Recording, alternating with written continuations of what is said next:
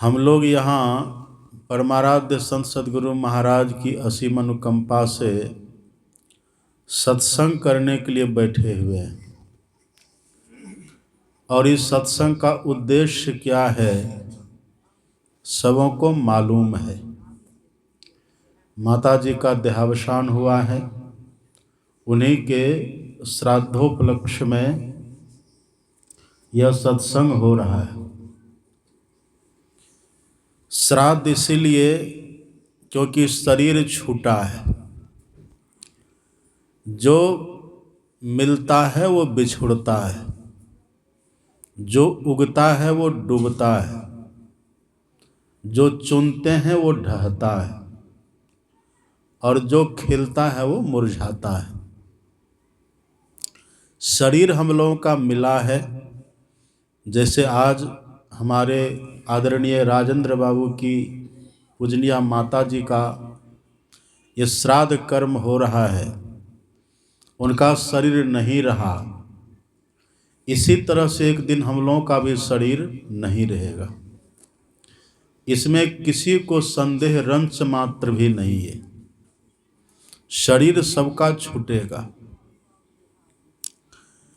लेकिन अभी जो हम लोगों को मिला हुआ शरीर है, अभी जो हम लोग मानव तन में हैं, मानव शरीर में है, मानव रूप में अभी हम लोग हैं, यह कैसे हैं? यह मानव का तन कैसे मिला? यह मानव का तन क्यों मिला? यह मानव का तन हमें किसने दिया? इन सब बातों पर कभी हम लोगों ने सोचा? यह मानव का तन कैसा है, इसकी बनावट कैसी है, इसकी आकृति कैसी है, इस मानव तन के भीतर में क्या सब है? इस मानव तन में हम रहते हैं, 3.5 हाथ का शरीर अपना है, इसमें हम रहते हैं तो कहाँ रहते हैं, किधर रहते हैं, किस स्थिति में हम रहते हैं? इन सब बातों को क्या हमने कभी सोचा? यही सोचने के लिए भगवान श्री राम ने मनुष्य मात्र को मजबूर किया है। भगवान ने अपनी समस्त प्रजाओं को बुलाया। एक बार रघुनाथ बुलाए, राम ने सबों को बुलाया है। अपनी पूरी प्रजाओं को भगवान ने बुलाया है और सबको बुला करके भगवान ने इस मानव तन की उपादेयता, इस मानव तन की महानता, इस मानव तन की श्रेष्ठता, इसकी उपयोगिता क्या है, इन सब बातों को भगवान ने बड़े संक्षेप में बताया है। और साधु महात्मा क्या करते हैं? उन्हीं भगवान की कही गई बातों का विश्लेषण करते हैं, उसकी व्याख्या करते हैं। तो भगवान ने अभी अपनी प्रजाओं को बुला करके कहा, अथवा यूँ कहिए कि भगवान ने अपनी प्रजाओं को तो कहा ही, और प्रजाओं को निमित्त बना करके भगवान ने मनुष्य मात्र को, हम सबों को कहा है। क्या कहा भगवान ने? सुने नभी पाठ में, बड़े भाग्य मानुष तनु पावा, असुर दुर्लभ सब ग्रंथ ही गावा। भगवान कहते, हे मेरी प्रजाओं, यह जो मानव का तन आपको मिला है ना, आप जो मनुष्य बने अभी घूम फिर रहे हैं, अपना काम रोजगार कर रहे हैं, संसार में जी रहे हैं, जब भूख लगती है भोजन कर लेते हैं, जब प्यास लगती है पानी पी लेते हैं, नींद आती है सो लेते हैं, सर्दी लगती है कंबल ओढ़ लेते हैं, गर्मी लगती है पंखा चला लेते हैं, थक जाते हैं विश्राम कर लेते हैं। ये सब जो सुविधा आपको मिली है एकमात्र इसी मानव तन में है। इतनी व्यवस्था, इतनी सुव्यवस्था एकमात्र इसी मानव तन में है। और यह जो मिला है मानव तन, मिला है कैसे? तो भगवान कहते हैं, जब आपका भाग्योदय हुआ है, आपका कहने का मतलब क्या हुआ? जीवात्मा का। आप और हम शरीर नहीं हैं। आप और हम इस शरीर के भीतर रहने वाले जीव तत्व है, जीवात्मा है। तो भगवान मानो जीवात्मा को संबोधित करके कहते कि हे जीवात्माओ, यह जो मानव का तन आपको मिला है ना, ऐसे नहीं मिला है। तब भगवान कहते आपका भाग्योदय हुआ है। भाग्योदय होने से ये मानव का तन मिला है। ऐसे है ये दुर्लभ, बड़े भाग्य मानुष तनु पावा, ये मानव का तन मिल गया। पर ये है कैसा? तो भगवान कहते सुर दुर्लभ, ये दुर्लभ है, बहुत दुर्लभ है ये। कितना दुर्लभ है? तो 84 लाख योनियों में पशु पक्षी को भी छोड़िए, पेड़ पौधा को भी छोड़िए, कीड़ा मकोड़ा को भी छोड़िए, सबको छोड़िए, मनुष्य को भी छोड़िए, जो सबसे श्रेष्ठ है ना देवता, उन देवताओं के लिए भी ये मानव का तन पाना बहुत दुर्लभ है। देवता भी सोचे कि हमको ये मानव का तन मिले, अपने से नहीं पा सकता वो। देवता सोच ले कि चलो हम देवता हैं, ये मानव का तन हम ले लें अपने से। राम कहते नहीं नहीं, सुर दुर्लभ, उनको भी दुर्लभ है ये मानव तन, उनको दुर्लभ है। तो ये मिला है कैसे? भगवान कहते भाग्योदय हुआ है तब मिला है। तो राम भगवान कहते हैं जब जीव का भाग्योदय होता है तब ये मानव का तन मिलता है। अथवा जब कभी जीव पर ईश्वर की निगाह पड़ती है, ईश्वर की जब कृपा होती है ना, तब ये मानव का तन मिलता है। अपने मन से कोई सोचे कि हम ले लें, नहीं ले सकते। सुन रहे थे ना पाठ में, कबहू क करी करुणा नर देही। कभी जब ईश्वर बड़ी करुणा करते, जब कृपा करते इस जीव के ऊपर, तब देत ईश बिनु हेतु से नहीं। तब जो ईश है अर्थात ईश्वर है ना, जो बिना हेतु के, बिना किसी लेन देन के, बिना किसी स्वार्थ के, बिना किसी कारण के जो हमसे स्नेह करने वाले ईश्वर है ना, उनकी जब नजर हमारे ऊपर पड़ती है तब ये मानव का तन मिलता है।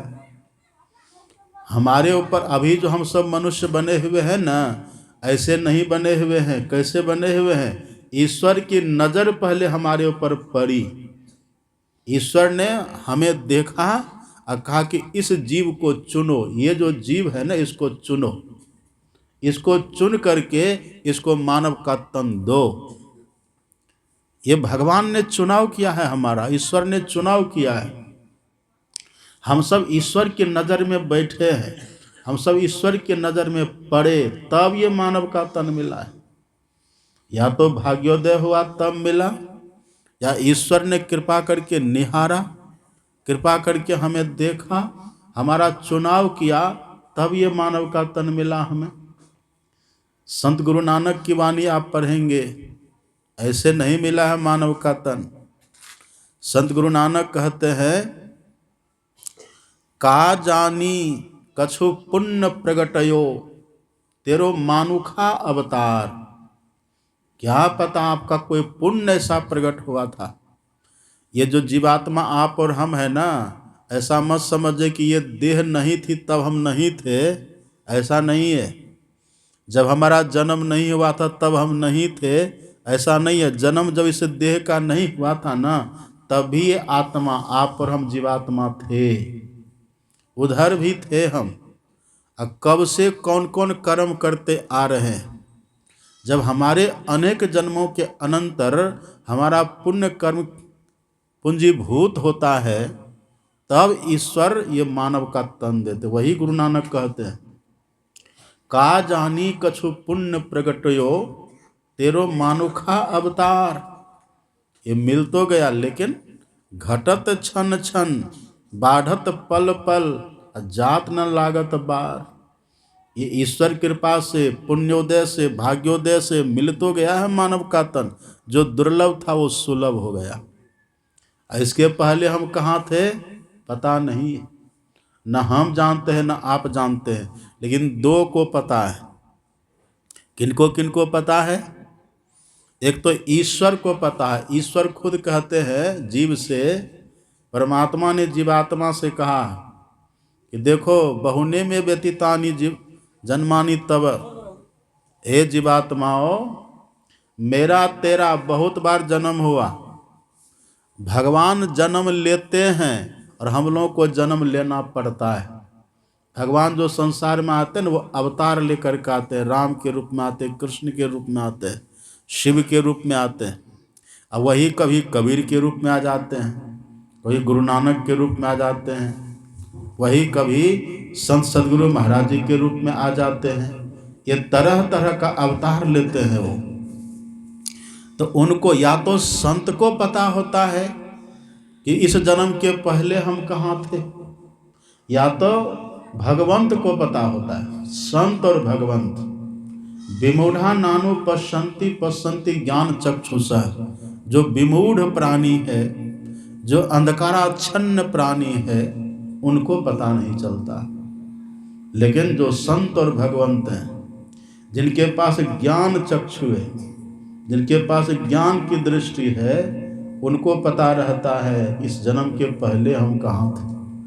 आप पढ़िए ना, अभी सुने ना पाठ में, भगवान ने कितना अच्छा कहा, आकर 4,84,000 योनि भ्रमत यह जीव अविनाशी, फिरत सदा माया कर प्रेरा, काल कर्म स्वभाव गुण घेरा। हम फिरते रहे अंडज में, पिंडज में, उष्मज में, अंकुरज में। जो 84 लाख योनियां हैं, 30 लाख स्थावर जानो, 9 लाख सब जलचर मानो। स्थावर कहते हैं जो एक ही जगह पर पड़े रहते, जन्म से लेकर मृत्यु तक, वो स्थावर है। उनका प्रकार है 9 लाख। और जलचर कहते हैं ऐसे जीव जो जल के भीतर चलता रहता है, जैसे मछली है, मगरमच्छ है, ये तरह तरह के जीव चलता है ना, पानी में रहता है, उसका प्रकार है 30 लाख।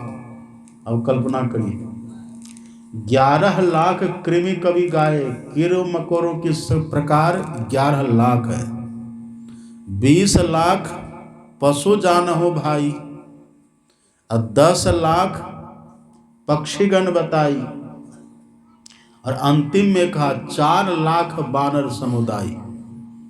ये कुल मिला करके इतना जब कटी जावे, तब मानुष के तन पुनि पावे।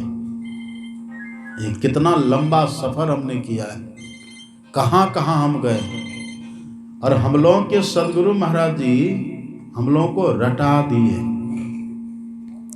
हम लोग रोज गाते हैं ना, स्तुति विनती में रोज हम लोग गाते हैं, युग युगान चहु खानी में, भ्रमी भ्रमी दुख भूरी। युग युगान चहु खानी में, युगों युगों से हम चारों खान में भटकते भ्रमते रहते हैं। और एक जगह अपने सदगुरु महाराज जी कहते हैं, पशु पक्षी कृमि आदिक योनिन में भ्रमेऊ बहु बार हो, नर्तन अब ही कृपा करी दिन हो। देखिए अब मिला है नर्तन, इसके पहले कहाँ थे? पशु पक्षी कृमि आदिक योनिन में हम पहले कहाँ थे, देखिए। और संत गुरु नानक देव जी महाराज की वाणी में आप पढ़ेंगे ना, देखिए इतने संतों की वाणी हम आपको इसीलिए सुना देते हैं, इसका 2 कारण है। पहला कारण तो यह है कि आपको इसके विषय में कोई भ्रम न रहे, निर्भ्रम निशंक आप हो जाए, भ्रम रहित हो जाए। और दूसरी बात है, संतों का जो ज्ञान है ना, वो अमृत होता है। अमृत से कभी किन्हीं का मन भरता है? भरना चाहिए। अमृत तो जितना मिले उतना पान करना चाहिए। इसलिए एक ही बात को सिद्ध करने के लिए संतमत में ये प्रथा है, ताकि भीतर का संदेह हमारा मिटे। संशय दूर बहाय संतमत स्थिर करते, दृढ़ ज्ञान समुझै बोध दे कुबुद्धि को हरते। सभी संतों का वचन सुनने से हमारी कुबुद्धि का हरण होता है, सुबुद्धि का संचार होता है, संशय मिटता है और बुद्धि में दृढ़ता आती है। देखिए, जहां अपने सदगुरु महाराज जी कहते हैं ना, पशु पक्षी कृमि आदि योनिन में भरम्यो बहु बारो, नरतन अवहि कृपा करी दिन हो, अब प्रभु करो उबार हो। ठीक यही बात संत गुरु नानक देव जी महाराज की वाणी में आप पढ़ेंगे। संत गुरु नानक देव जी कहते हैं, बहुत जन्म भयो कीट पतंगा, बहुत जन्म जल मीन कुरंगा, बहुत जन्म हैवर वृक्ष जइयो, बहुत जन्म पंछी सर्प होइयो, मिलू जगदीश मिलन की बेरिया, चिरंकाल यह देह संजरिया। चिरंकाल का मतलब बहुत समय के बाद, बहुत भटकने के बाद, बहुत दुर्गति पाने के बाद, बहुत कष्टों को झेलने के बाद, बहुत जन्म मृत्यु के बाद तब यह मानव का तन मिला, ऐसे नहीं मिला। इसलिए भगवान कहते हैं, बड़े भाग मानुष तन पावा। ये मानव का तन हम लोगों को बड़े भाग से मिला है। हम लोग नहीं जानते, इसलिए लगता है कि कुछ भी नहीं है, लेकिन जो जानते हैं ना, एक बात याद रखिएगा, भगवान 2 बार इस जीव को दिव्य दृष्टि अपनी तरफ से देते हैं। संत के पास तो दिव्य दृष्टि सदैव रहती है, पर जो साधारण जीव होते हैं ना, उनको भगवान 2 बार दिव्य दृष्टि देते हैं। कब देते हैं? एक बार जब जीव माँ के पेट में 9 महीने का हो जाता है, जब जन्म लेने का उसका समय होता है ना, वह जन्म से थोड़ा सा पहले, थोड़ी देर पहले उसको दिव्य दृष्टि देते। लिखा है, आप पढ़ेंगे गर्भोपनिषद, उसमें लिखा हुआ है, और हमारे सदगुरु महाराज जी ने सत्संग योग में दिया है, आप पढ़ेंगे। लिखा है गर्भोपनिषद में, अथ नवमे मासी सर्वलक्षणा ज्ञान कर्ण संपूर्णो भवति, पूर्व जातम स्मरति शुभाशुभम कर्म च विन्दति। उपनिषद के ऋषि कहते हैं, जब इस जीवात्मा को मानव तन में आने के बाद माँ के पेट में 9वां महीना चलता रहता है, अथ 9वीं माह से 9वां महीना जब चलता रहता है, और जन्म लेने के थोड़ा पहले एक बार दिव्य दृष्टि देते हैं। और दिव्य दृष्टि दे करके कहते कि देखो तुम कहाँ था, किस स्थिति परिस्थिति में तुम था, कितनी दुखद स्थिति में था, कहाँ था, वो सब देखो। और जैसे दिव्य दृष्टि भगवान वहाँ जीव को देते हैं ना, देखता करे हमने तो बहुत कष्ट झेला है, विष्ठा का कीड़ा बन करके वर्षों रहे, मलमूत्र का कीड़ा बन करके हम वर्षों रहे, कई बार हमें जलाया गया है, कई बार कत्ल किया गया है, कई बार जहर दे करके मारा गया है, कई बार नदी में डुबो करके मारा गया है, हम बड़ी दुर्दशा को झेले।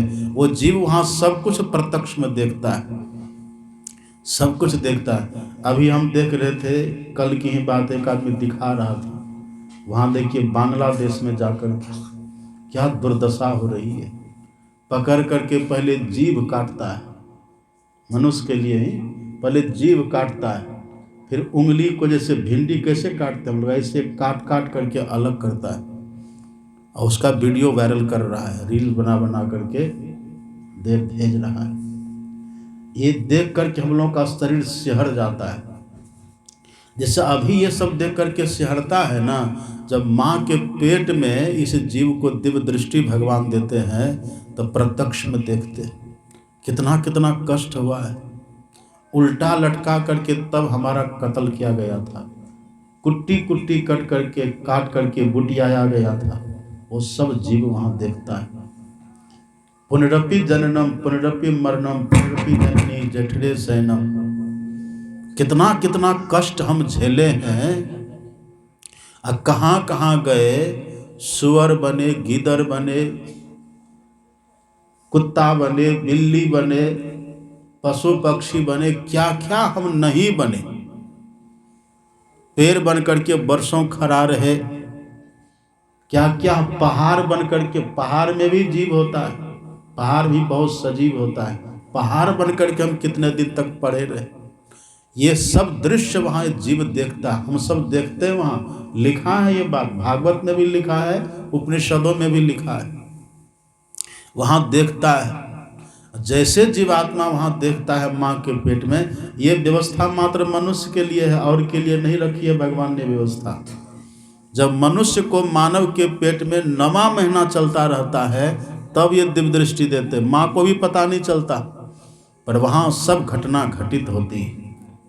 वहीं पर ये जीव भगवान से प्रार्थना करता है कि प्रभु आपने बड़ी कृपा करी, कहाँ कहाँ से निकाल करके हमें ये मानव के तन में आप दिए। एक बार प्रभु बस एक और कृपा कर दीजिए, यहाँ से एक बार हमको बाहर करिए। अबरी के बेर बकसु मोरे साहब, अबरी के बेर बख्श दीजिए, यहाँ से थोड़ा बाहर करिए। अबरी के बेर बकसु मोरे साहब, जन्म जन्म के चेरी है, चरण कमल में हृदय लगायब, कपट कागज सब थारी है। हे प्रभु एक बार बस हमको यहाँ से अब इस माँ के पेट की दुखद स्थिति से, अब जानते हैं माँ के पेट में हम कैसे रहते हैं, उल्टा टंगे रहते हैं। सिर हमारा नीचे की तरफ रहता, पैर हमारा ऊपर की तरफ रहता है, और हमारा मुंह वहीं रहता जहाँ माँ के पेट में मलमूत्र की थैली रहती है। दुर्गंध जहाँ भरा हुआ है वहीं हम 9 महीना तक पड़े रहते हैं। ये सब दृश्य को जब वहाँ बच्चा देखता है ना, भगवान से स्तुति करता है कि प्रभु आपने कृपा करी है, ये मानव का तन दिया, बस यहाँ से थोड़ा हमको बाहर करिए, यहाँ से निकालिए। यहाँ से आप जैसे निकालेंगे ना बाहर, बस हम एकमात्र आपकी भक्ति ही करेंगे। अबरी के बेर बकसु मोरे साहब, जन्म जन्म के चेरी है, चरण कमल में हृदय लगा कपट कागज सब थारी है। एक बार यहाँ से बाहर करेंगे। भगवान कहते ठीक है चलो, तुम कहते हो तो एक बार मौका देते हैं, देख लिया ना अपनी स्थिति को, अब चलो हम तुमको निकालते हैं। उसी समय भगवान की प्रेरणा होती है और माँ के पेट का वायु, माँ के पेट की हवा जो प्रसव पीड़ा देती है, जो उस बालक को धक्का मार करके बाहर करती है, उसका प्रकोप होता है और बच्चा जन्म लेता है। एक बात देखिए, जन्म लेने के समय इतनी पीड़ा होती है ना, बच्चा को इतनी पीड़ा होती है, ये सबके साथ होता है। कई बार तो आपने देखा होगा ना, कितना बच्चा जन्म के समय मर जाता। देखे, जिस समय माँ के पेट से बाहर निकलते हैं ना, उस समय बड़ी पीड़ा होती है, बहुत।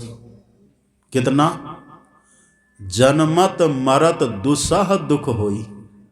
दुसह का अर्थ क्या होता है? दुसह का अर्थ होता है जिसका सहन करना कठिन हो। इतना कष्ट जन्म लेने के समय होता है। और आप सुने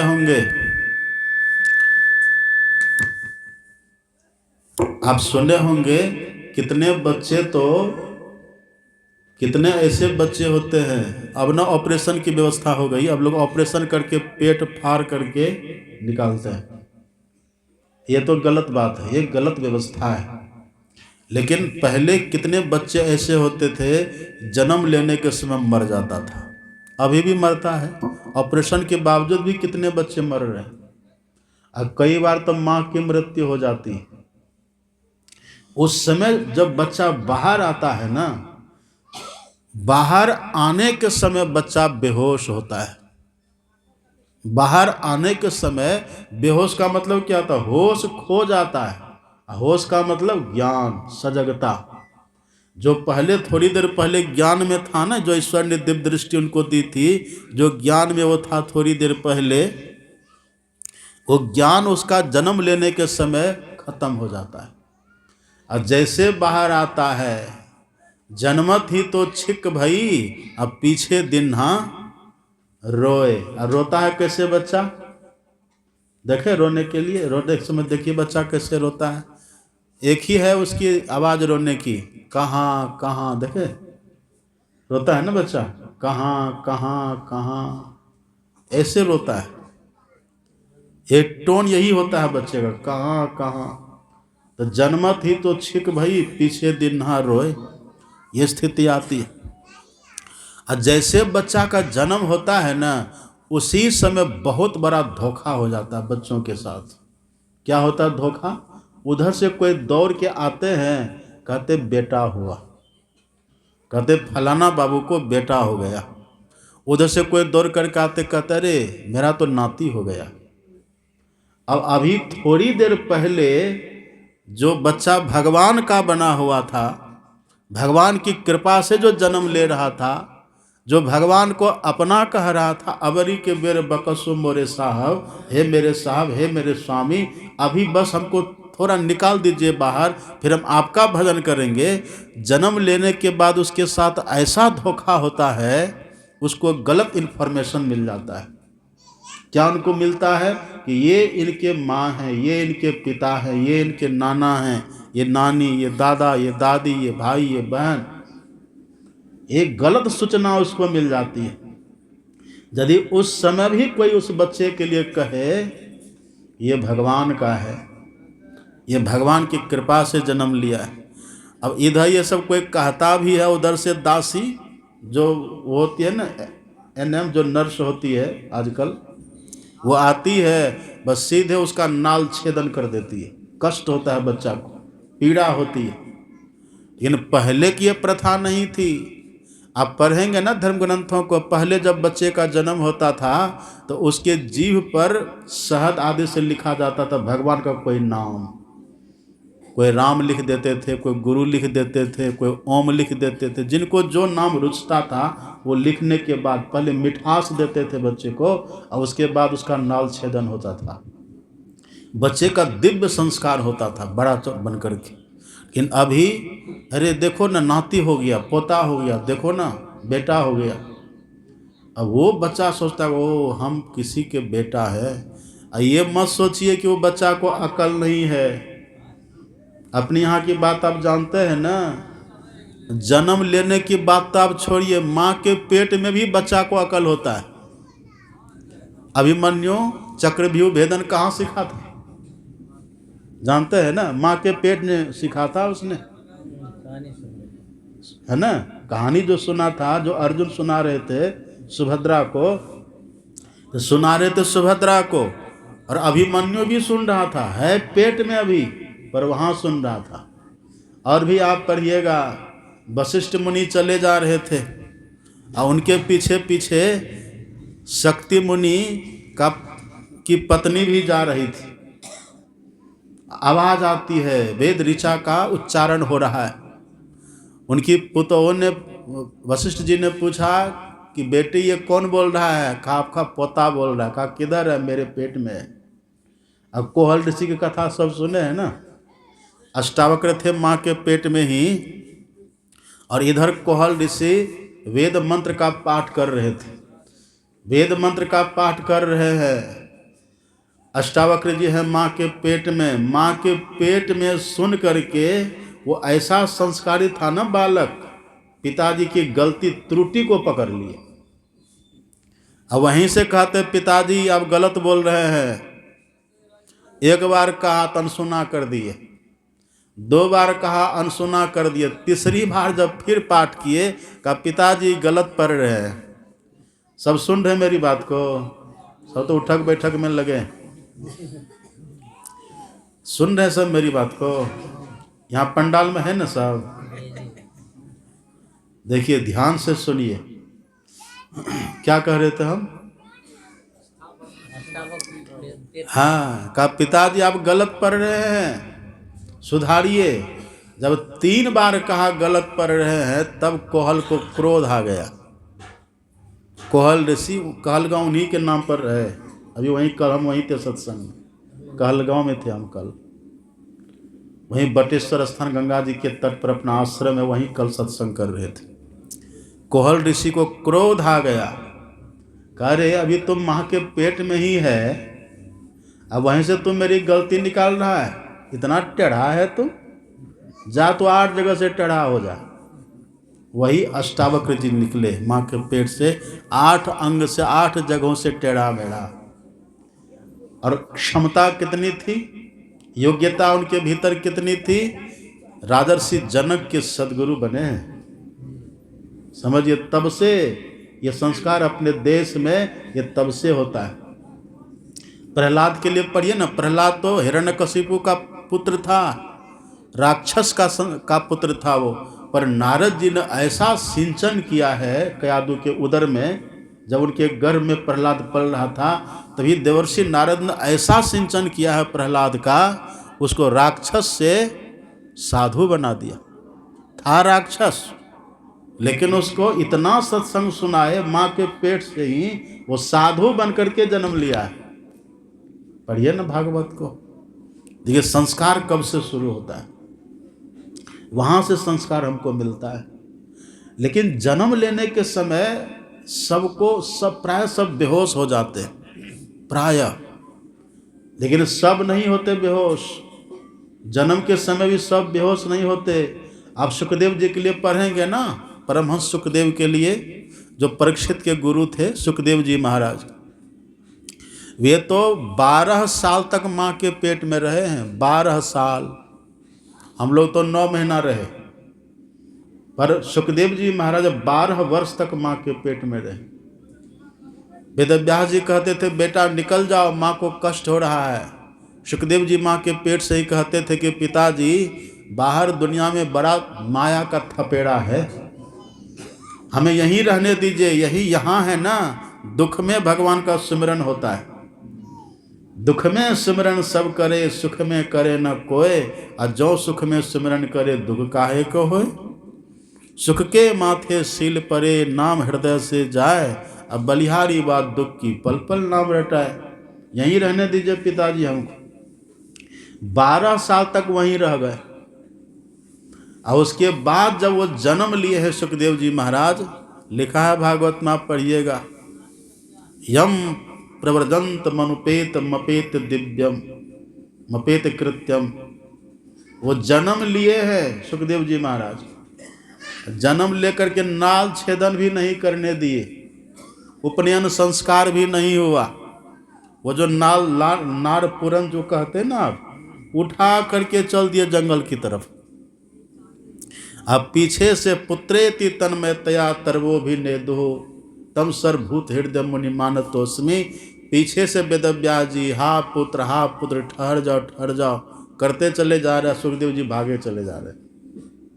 देखिए अपने देश की घटना, ये सत्य घटना है। जब सुखदेव जी नहीं रुके तब वेदव्यास जी कहते रहे बेटा अभी तो तेरा जन्म हुआ है, माँ के पेट से तो निकला, जंगल भाग रहा है, अरे थोड़ा मिल लो, मुझसे मिलो, अपनी माँ से मिलो, ठीक है वन तुम जाना, पर थोड़ा मिल तो लो। वहीं पर सुखदेव जी महाराज ने कथा सुनाई, कहा कि पिताजी ये मेरा कोई पहला जन्म नहीं है, इसके पहले भी हम कई बार जन्मे हैं और हमको सब याद है, बहुत दुख मैंने झेला है। इस बार जो मानव का तन मिला है ना पिताजी, इस मानव के तन में रह कर के इस बार हम ऐसा कुछ करेंगे कि अगला बार फिर दोबारा हमको जन्म लेना ही न पड़े,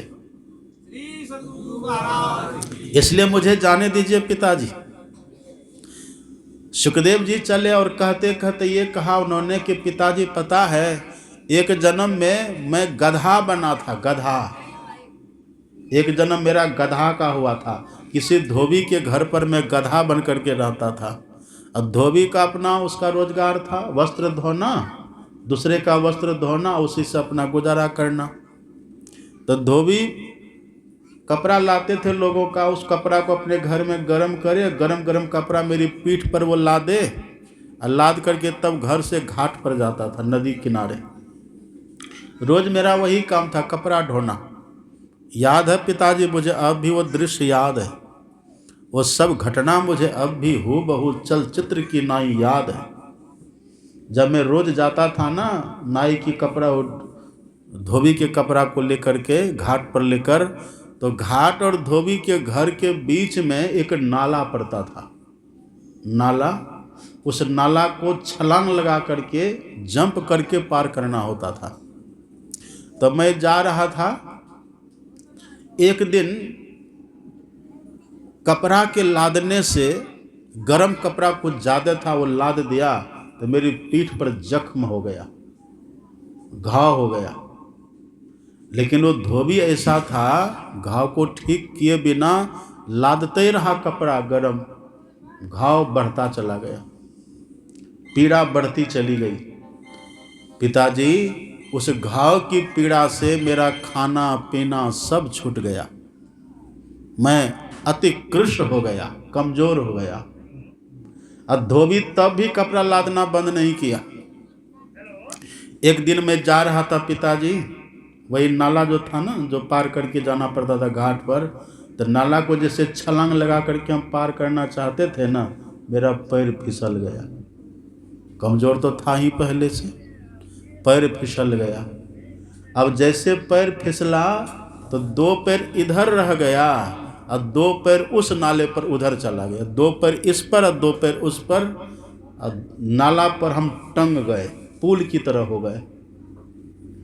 उस धोबी ने मार करके उठाने का बड़ा प्रयास किया, पर मैं उठ न सका। आखिर में धोबी कपड़ा लेकर चला गया, अब मुझे वहीं परा छोड़ दिया। पीठ पर घाव, 30 टनक पीड़ा। लोग भी वहाँ कैसे थे जो आते थे नाला पार करने वाले, मेरे ही पीठ पर उसी घाव वाली मर्म स्थल पर, वहीं पर जूता चप्पल रख करके पार कर जाते थे।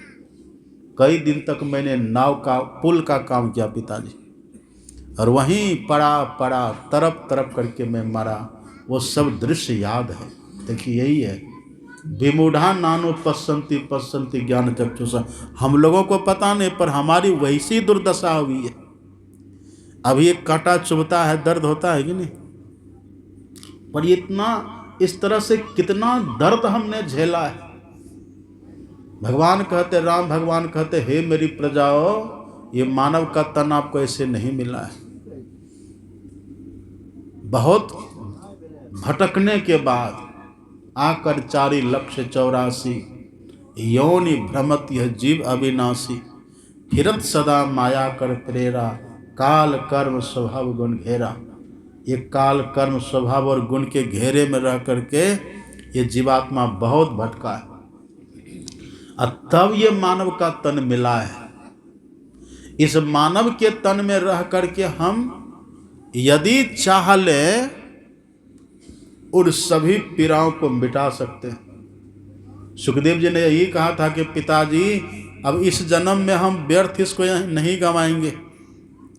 भागवत में आप पढ़ेंगे, एक और कथा आती है, भरत, सुने ना भरत का नाम, अपने देश का नाम जिनके नाम पर पड़ा भारत, भरत जी महाराज।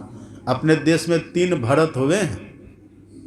एक हुए हैं रामचंद्र भगवान के भाई भरत। राम थे कृपा सिंधु और भरत जी थे प्रेम सिंधु, प्रेम की मूर्ति थे भरत जी। भरत सरिस को राम सनेही, जग जपी राम राम जपी जेही, ऐसे थे भरत जी महाराज। और दूसरे भरत हुए हैं शकुंतला दुष्यंत का पुत्र भरत, जो सिंहों से खेला करते थे, वो भरत जी हुए। और तीसरे ये भरत हुए हैं ऋषभदेव जी महाराज के पुत्र, 101 भाई थे ये, सबसे बड़े थे भरत। उसी भरत के नाम पर इस देश का नाम है भारत। वो राजर्षि थे, इसलिए अपने देश को कहते, अपना देश ऋषि प्रधान देश है। ऋषभदेव जी महाराज जो जैन धर्म के प्रथम आचार्य हुए। भरत, आप भरत के लिए पढ़िएगा ना, भागवत में लिखा हुआ है 1 करोड़ वर्ष तक उन्होंने राज किया है। 1 करोड़ वर्ष उनके राज में सूरज नहीं डूबता था। सप्तद्वीपवती महिम, 7 द्वीप के एक छत्र सम्राट थे भरत जी महाराज। उनकी राजधानी भारत हुआ करती थी। अब पूरे विश्व पर शासन था। 1 करोड़ वर्ष तक उन्होंने शासन किया है, सोचिए। अब वो जब शासन कर लिए, उनका चौथापन आ गया है।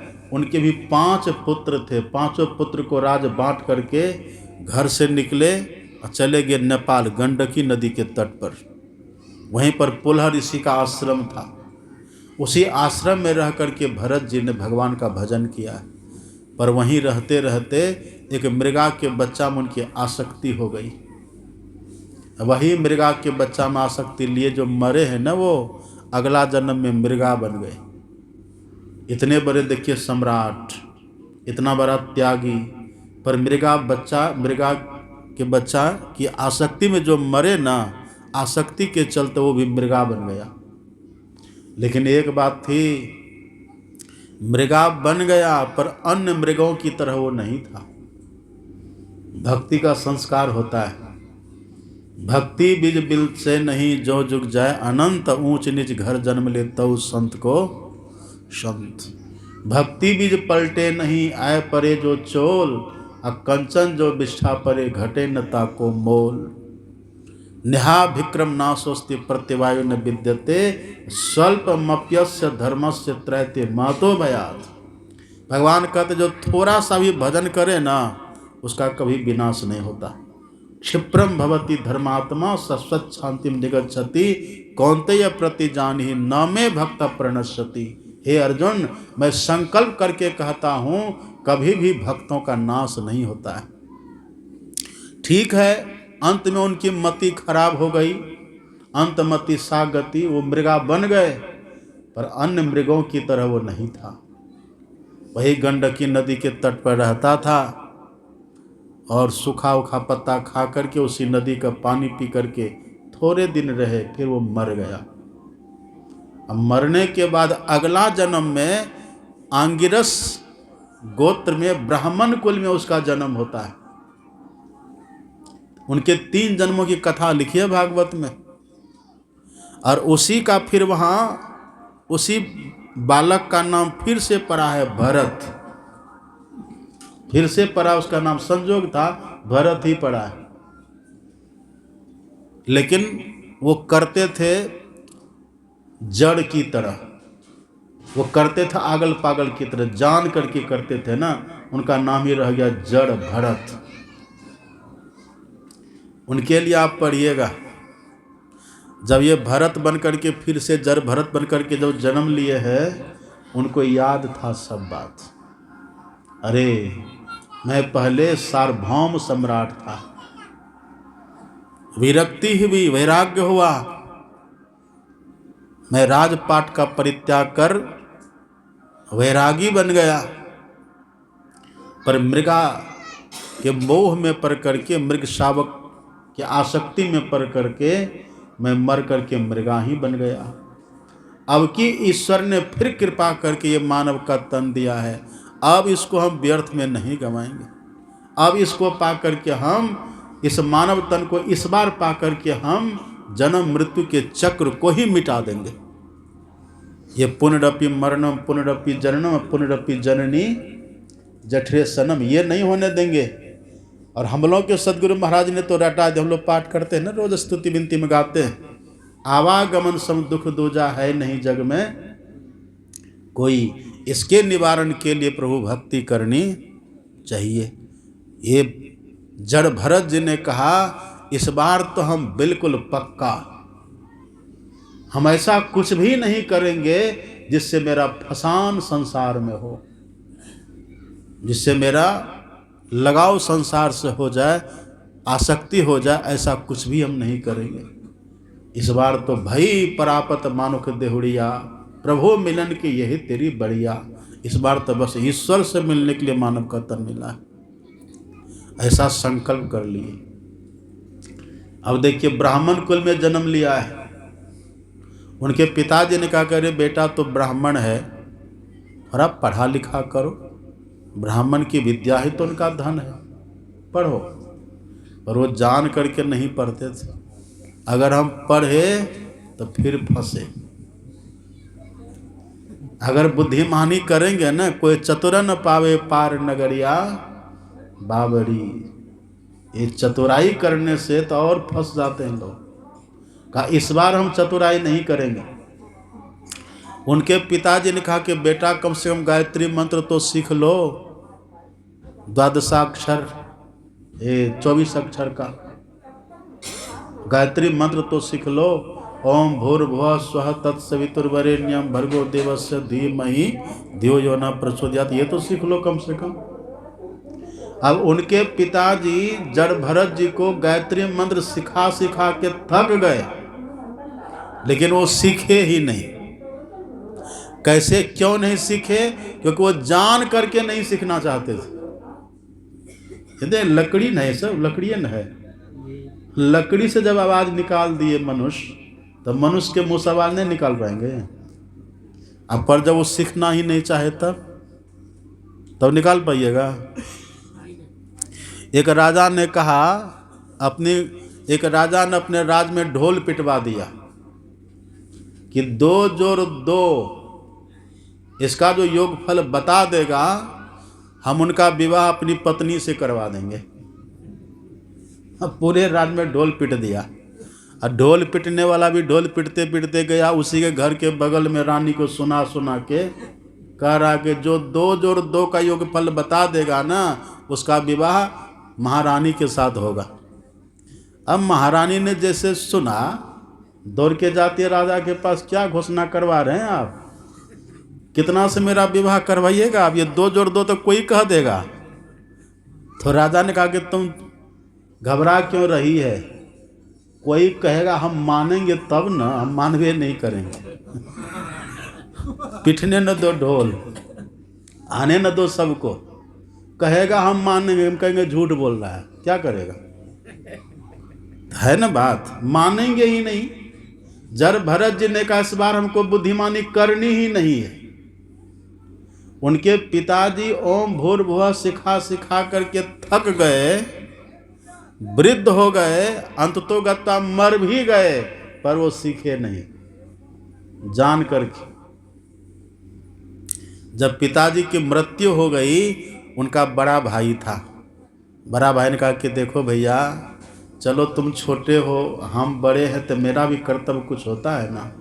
पिताजी तुमको पढ़ा पढ़ा के थक गए, नहीं सीखा, चलो हम तुमको पढ़ाते। मन ही मन भरत जी ने कहा कि जब पिताजी नहीं सिखा सकते तो तुम कहाँ से सिखा लोगे? हम सीखेंगे ही नहीं। भाई भी सिखा सिखा के थक गए, पर वो नहीं सीखे। अंतिम में भाई उब गया, और तब जड़ भरत से कहते रहे सुनो, पढ़ने लिखने वाला संस्कार तेरा नहीं है, ये काम तुमसे नहीं होने वाला। एक काम करो, जाओ घर में कुछ काम करो, काम धंधा में हाथ बटाओ। कहा क्या करे भैया? कहा जाओ भाभी से पूछ लेना। भाभी के पास हो गया, कहा कि भाभी जी, भैया ने कहा काम करने, कहिए क्या काम करें? कहा जाओ बर्तन साफ करो। अब देखिए महापुरुष से सुनाते हैं, जड़ भरत के मन में होता है कि यदि ठीक से बर्तन हम साफ कर देंगे ना, तो रोज बर्तन साफ करना पड़ेगा, हम फिर बंध जाएंगे। कैसे कैसे महापुरुष में इस मानव तन को पा करके सफल करना है इसको। देखिए, ये केवल मनोरंजन के लिए नहीं है, आत्मचिंतन हो हमारा। जड़ भरत जी ने कहा ऐसा बर्तन इस बार हम साफ करेंगे ना, दोबारा भाभी कभी नहीं बोलेगी। वो गए, ले लिए नूड़ा जो रगड़ने वाला होता है, कंकर पत्थर बालू सब मिला के ले आए। अब पहलवान तो थे, इनको कोई चिंता थी, शौक जिनको होता वो कमजोर होते। चिंता से चतुराई घटे, शौक से घटे शरीर। वो तो शौक रहित थे, है ना, तो वो तो वैसे थे। फीकर सबको खात है, फीकर सबका पीर। अब फीकर का जो फाका करे ताका नाम फकीर। तो बलवान तो थे ही। लिए नूड़ा कंकर पत्थर बालू सब मिला करके लिए, चले गए चापाकल पर। इतना रगड़े बर्तन को एक ही जगह पर, सब बर्तन को रगड़ रगड़ करके सब में छेद कर दिए, सब में छेद कर दिए। कढ़ाई में छेद कर दिए, कुकर में कर दिए, हंडी में कर दिए, थाली लोटा सब में छेद कर दिए। अब धो धा के रख दिए। बोले भाभी हाँ साफ कर दिए। कहा ठीक है जाओ। जब भाभी आती है भोजन बनाने के समय में बर्तन लेने के लिए, तो जिसमें पानी भरे वही सब छुर छुर छुर छुर छुर सब पानी छू रहा है। अरे ये क्या किया? कहा हमें इसी तरह से साफ करने के लिए आता है, और दोबारा कहेगा साफ करने के लिए। भागाया उसको। कुछ दिन के बाद फिर भाई कहता, अरे तू कुछ भी नहीं करेगा, न पढ़ेगा न लिखेगा। लेकिन एक बात थी, जर भरत का आप इतिहास पढ़ेंगे ना, जर भरत में एक सद्गुण था, खूबी थी।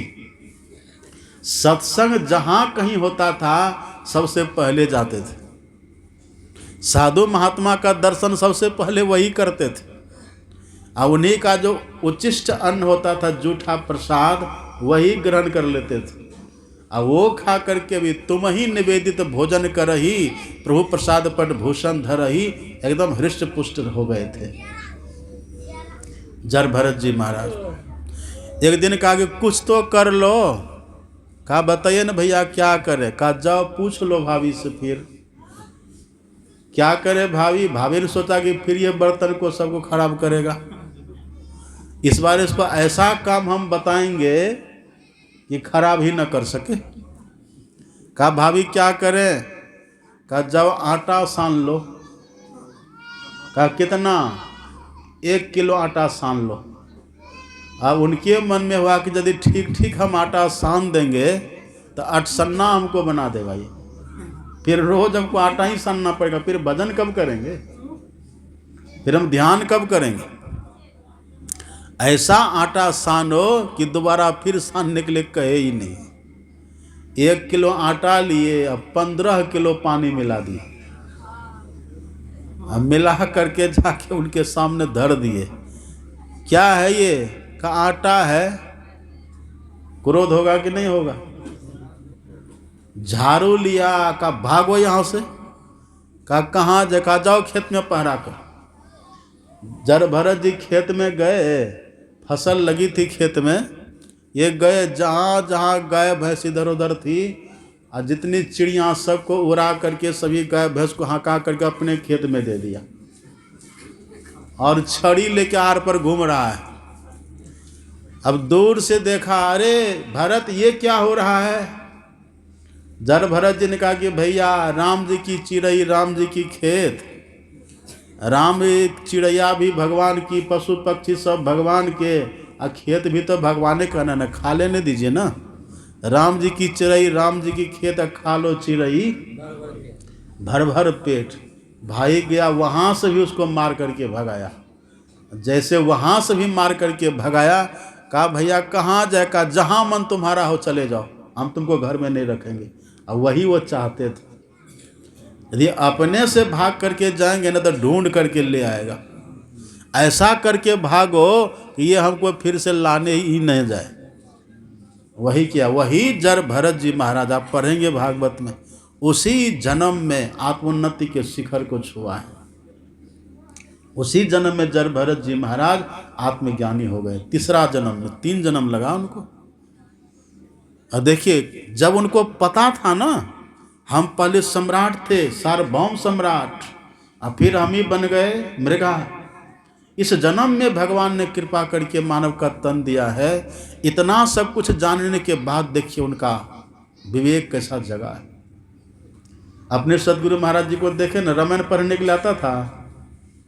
सदगुरु महाराज जी को हिंदी नहीं आती थी, शुरू जब बचपन में थे हिंदी लिपि पढ़े ही नहीं थे। देवनागरी लिपि जो उस समय हुआ करती थी, वही हिंदी नहीं पढ़े थे। पर पिताजी जब रामायण पढ़ते थे ना, सदगुरु महाराज जी के पिताजी जब रामायण को पढ़ते थे तो वो पढ़ते भी थे और रोते भी थे। सदगुरु महाराज जी छोटे थे, देखते थे कि पिताजी पढ़ते वो तो ठीक है, पर रोते क्यों है, कारण क्या है? जब पिताजी बाहर चले जाते थे तो पीछे में सदगुरु महाराज जी अलमारी खोल करके रामायण को निकाल लेते थे और देखते रहते थे। बिरवान, होनहार बिरवान के हो चिकने पात कहते हैं ना, वो देखते देखते अपने आप गुरु महाराज जी को हिंदी आने लग गई, पढ़ने लग गए। एक चौपाई मिल गई उसी में, देह धरे कर यही फल भाई, अब भजिए राम सब काम भी आई। यही चौपाई मिली। परीक्षा दे रहे थे, अंग्रेजी की परीक्षा थी। विल्डर्स शीर्षक की व्याख्या अंग्रेजी में कर रहे थे, पर संवेग, वैराग का संवेग ऐसा उठा, विवेक ने ऐसा जागरण पैदा किया सदगुरु महाराज जी के भीतर, वहीं लिख दिए, देह धरे कर ही फल भाई, अब भजिए राम सब काम बिहाई। निकले तो सदा के लिए निकल गए, यह नहीं कि फिर से जाएंगे परीक्षा देने, वहाँ हम रहते तो क्या कहते, चलो इस बार परीक्षा दे लेते, फिर अब देना ही नहीं है। पर गुरु महाराज ऐसा नहीं किए, वहीं तो वहीं फुल स्टॉप कर दिया, निकल गए। देखिए कहाँ से कहाँ पहुँच गए, है ना। परम संत बाबा देवी साहब ने कहा था गुरु महाराज जी से कि लाला, मेरी तेरी मुलाकात एक जन्म की नहीं है। कहाँ तो तुम बिहार के पूर्वी छोर पूर्णिया जिला, कहाँ में उत्तर प्रदेश की पश्चिमी छोर मुरादाबाद, इतनी दूर की फासला में मेरा तेरा मिलन कैसे हुआ? ये पहले जन्म का संस्कार है, पहले भी तुम मुझसे मिला था। ये देखिए, जिनको ये हो जाता है ना, हम सब तो पलंग पर बैठ कर के ध्यान भजन नहीं कर पाते, पर हमारे सदगुरु महाराज जी कुआं खोद करके 3 महीना तक धरती के नीचे बैठ कर के ध्यान किए, और 18 महीना तक भागलपुर के कुप्पा घाट की गुफा में, अब जाके देखिए अभी गुफा को तो जला दिया गया है, उसका ओर छोर किसी को पता नहीं है कहाँ तक हो गई है गुफा। और उसी में वहाँ तक सदगुरु महाराज जी जाते थे, जहाँ अभी जाएंगे आप तो दम घुट जाएगा, वहाँ जा कर के बैठते थे। 18 महीना तक वहाँ ऐसा भजन किए, आत्म साक्षात्कार हो गया। ये विवेक, ये जब कोई जान लेते हैं ना कि हम पहले कहाँ थे अब कहाँ हैं, तब उनके साथ ये घटना घटित हो जाती है। यही भगवान कहते कि हे मेरी प्रजाओ, सोचो ये मानव का तन ऐसे नहीं मिला है, आकर 4,84,84 जोनि भ्रमत यह जीव अविनाश, फिरत सदा माया कर प्रेरा, काल कर्म स्वभाव गुण घेरा। ये ईश्वर की कृपा से मिला है। अब थोड़ा सा और सुन लीजिए, जब समाप्त करेंगे, हम लोग को ध्यान भी करना, भी संध्या वंदन का समय है। देखिए, देखते ना, माता जी का देहावसान हो गया, माता जी चली गई, तो लोग क्या कहते हैं, माता जी मर गई। मर गई का मतलब क्या लोग कहते, देह छूट गई। और लोग अभी कहते क्या हैं, अभी लोग फकड़ा पढ़ते हैं कि मुट्ठी बांधे आया जग में, हाथ पसारे जाते, ही नहीं कहते हैं। और उस सिकंदर के लिए कहते हैं, विश्व विजय का स्वप्नदर्शी उदय अस्त का मालिक था, इस दुनिया से चला सिकंदर दोनों हाथ खाली था। हाथ न खाली था, पर गया बहुत कुछ लेकर के। ऐसा मत समझिए कि कोई खाली यहाँ से जाता है, बहुत कुछ लेकर के जाते हैं। एक कवि कहते हैं, धनान्य भूमो पशवो ही गोष्ठे, नारी गृहद्वारी सखा शमशाने, ध्यश्चितायाम परलोक मार्गे कर्मानुगो गच्छति जीव एक। अकेले जीव जाता है, पर भगवान श्री कृष्ण ने इसका खंडन किया। आप पढ़ेंगे गीता का 15वां अध्याय पढ़िएगा। भगवान श्री कृष्ण ने कहा है गीता में कि जब जीव इस देह को छोड़ता है तो अकेले नहीं जाता है।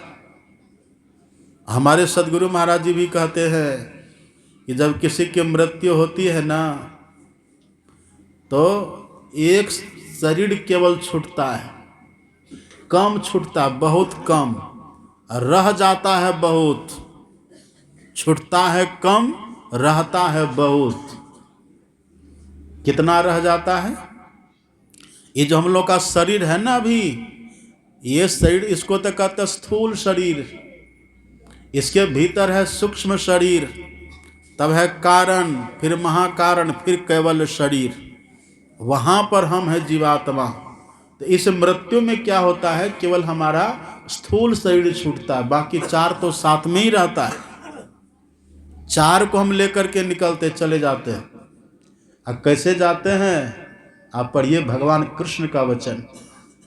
भगवान कहते हैं, शरीरम यदवापनौति यच्चापित्करा मतीश्वरः गृहीत्वे तानि संजाति वायुर्गंधा निवासयात्। जैसे जब हवा चलती है ना, तो हवा सुगंध अथवा दुर्गंध को एक जगह से बहा करके दूसरी जगह लेकर के चली जाती है।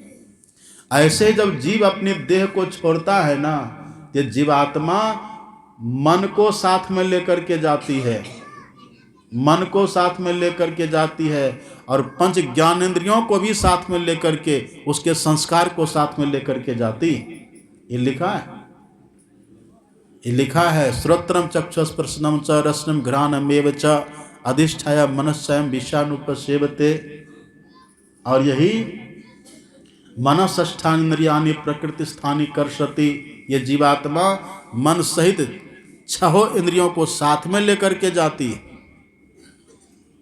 गीता का 6वां अध्याय पढ़िए, उसमें भगवान कहते हैं पूर्वाभ्यासेन तेनेव ह्रियते ह्यवसोऽपि सः जिज्ञासुरपि योगस्य शब्द ब्रह्माति वर्तते तत्र तम बुद्धि संयोगम लभते पर्वदेहिकम यतते च ततो भूयः संसिद्धो कुरुनंदन।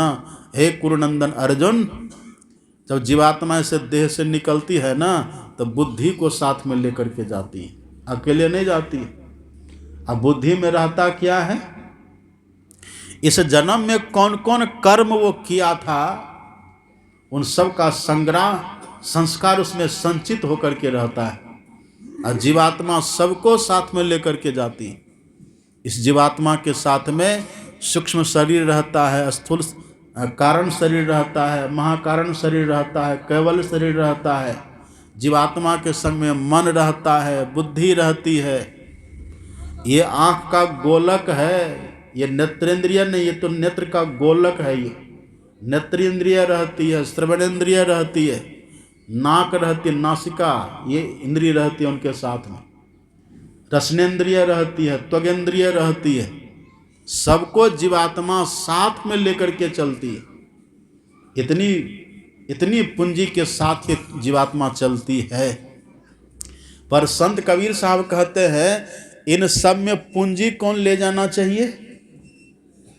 संत कबीर साहब कहते कबीर सो धन संचिए जो आगे को होए और सिर पर गट्ठर बांध के जात न देखा कोई। ऐसा धन जमा कर लीजिए इस मन बुद्धि में, ऐसा संस्कार जमा कर लीजिए भगवान के भजन का, भक्ति के संस्कार को ऐसा संजो लीजिए कि जब देह का त्याग हो तो सब हमारे साथ चले। ऐसा कुछ कर लीजिए।